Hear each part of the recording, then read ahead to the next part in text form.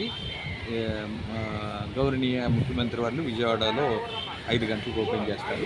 5 గంటల తర్వాత ప్రతి జిల్లాలో కూడా ముఖ్య అతిథులు ఈవేళ రెవెన్యూ మినిస్టర్ గారు మనకి రాబోతున్నారు.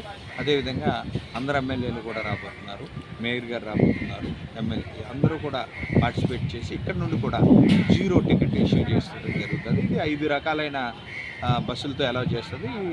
అది పల్లి వెలుగు, అల్ట్రా పల్లి వెలుగు, ఎక్స్ప్రెస్, అదేవిధంగా సిటీ ఆర్డినరీ, మెట్రో ఎక్స్ప్రెస్ 5 రకాలు కూడా ఉన్నాయి.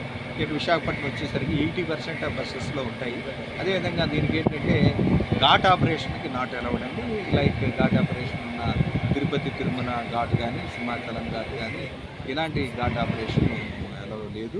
దీనికన్నీ కూడా మొత్తం 20% ఉంటుంది, మొత్తం 80% కూడా ఎలా ఉన్నది. మా విజ్ఞప్తి ఏంటంటే ఈ ఓపెన్ అయిన తర్వాత మహిళలందరూ కూడా తొందరగా కాకుండా వాళ్ళంతా టైం తీసుకోవాలి. అంటే పీక్ అవర్లో బాగా స్టూడెంట్స్ కానీ ఎంప్లాయీస్ కానీ వాళ్ళ విధులకు వెళ్తూ ఉంటారు.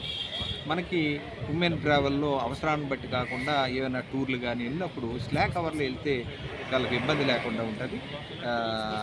ఉదయం 6 నుండి 8కి కానీ, తర్వాత 10 నుండి 4 ఆ ప్రాంతంలో ట్రావెల్ ఎంచుకుంటే వాళ్ళకి హ్యాపీగా ఉంటుందని మా ఏపీఎస్ఆర్టీసీ.